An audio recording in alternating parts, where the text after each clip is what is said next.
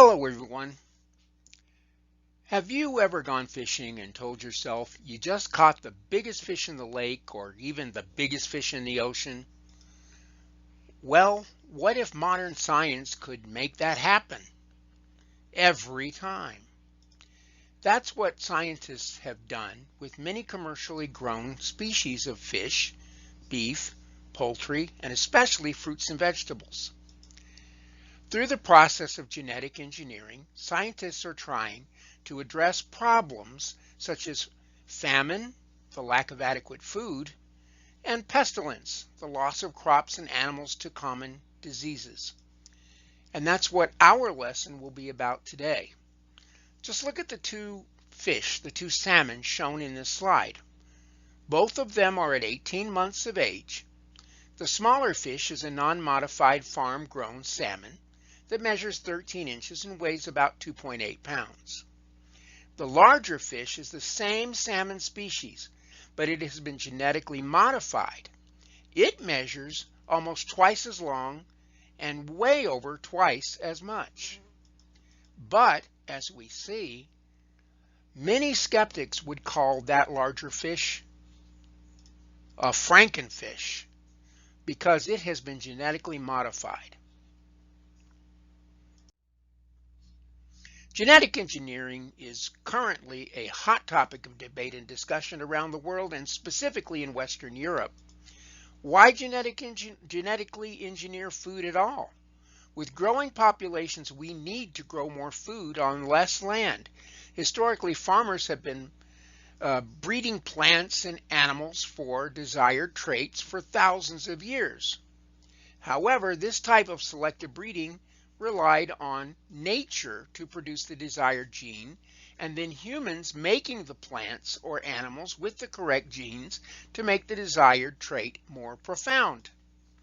Genetic engineering allows scientists to speed that process up by moving desired genes from one plant into another, or even from an animal to a plant or vice versa.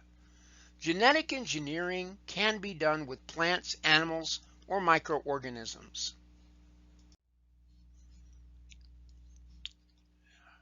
As we see here, genetically modified food, or GMOs as we call them, have both benefits and risks.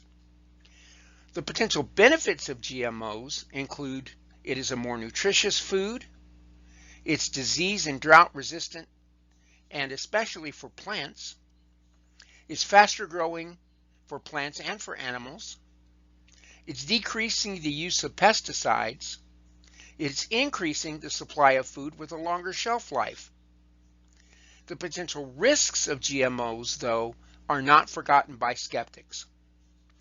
These include the unexpected or harmful genetic mutations that may evolve, the extinction of original organisms due to inbreeding or interbreeding, less resistance to some pests, or vice versa, some pests become more destructive to certain plants that have had genetic changes. And that also makes some plants or animals more susceptible to certain diseases. And there are the unexpected environmental effects. We don't know how that food that we eat is going to change genetically inside of us. At least that's the argument. As a continent, European food and culture is ancient and treasured, and that's why they are leading the way in the fight against GMOs. The World Trade Organization issued a statement declaring that a ban on genetically modified crops amounted to creating an unfair trade barrier. Although most of Europe has lifted its ban on growing genetically modified food, only about 1% of the world's genetically modified food is grown in Europe. Scientists consider and continue to research the safety of GMOs.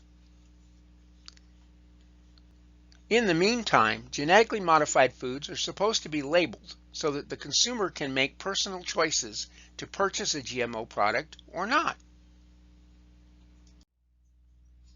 Here's a map showing countries that require the labeling of GMO foods, which are in orange. And as you can see, the United States, Canada, Central America, most of South America, Africa, and Eastern Europe do not require GMO labeling.